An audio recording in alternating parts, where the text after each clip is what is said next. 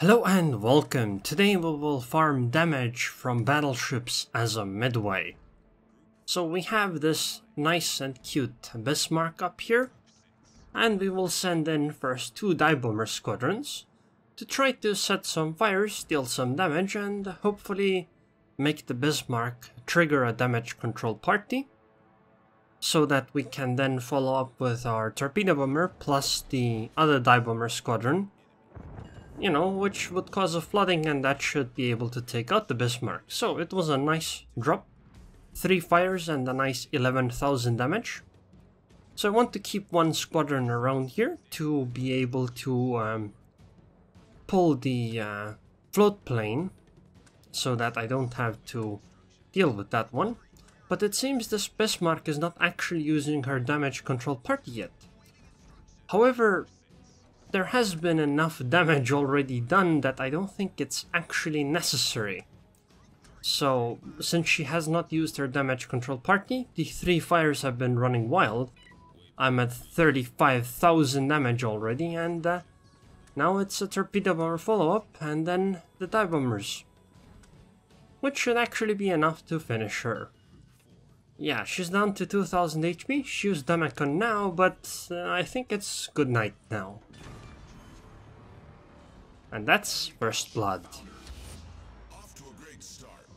So now we're already at 60,000 damage, and the next target is going to be this Montana. We'll utilize the same strategy, send in 2 dive bomber squadrons first, try to set fires, cause the Montana to use damage control party, and then try to cause a flooding plus maybe some fires. Because floodings just deal so much damage that it's completely possible to try to take out the ship that way. So we got another nice 3 fires, and I think we also did like 15,000 damage. And the Montana has triggered her damage control party, as evidenced by the fact that our damage counter isn't taking up any more damage. And you have to remember though that battleships have a longer damage control party consumable than other ship classes. US battleships last for 20 seconds, German ones 15, and Japanese ones 10 seconds. Okay, so dive bomber hit going in, and torpedo bombers too. Unfortunately, most of my torpedo bombers have been shot down. There's only 1 left. However, there's still a chance, that's gonna hit. And it caused the flooding, so that is going to be an uncontrollable flooding for the Montana. And now we'll just rush through this. You can see the damage counter going up and up and up. And I guess the flooding has either run out now, or she used Damacon. So the next drop is on the same Montana as a follow-up. Exactly the same way. 2 dive bomber squadrons, and then a follow-up of torpedo bombers plus dive bombers.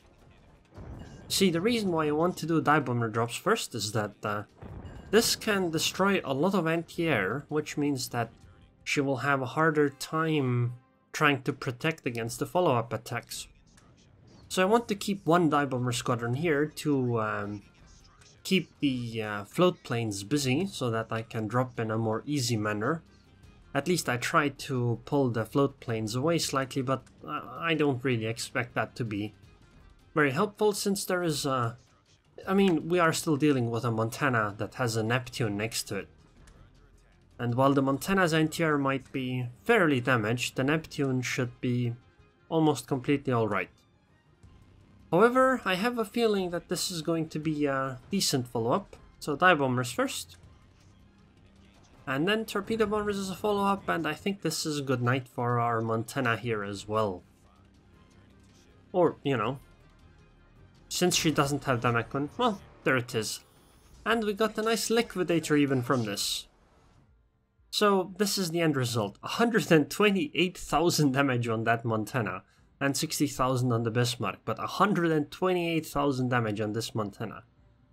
Jesus, that guy just had a really bad time, and as you can see, I killed a lot of anti-air mounts as well. Anyways, thanks for watching.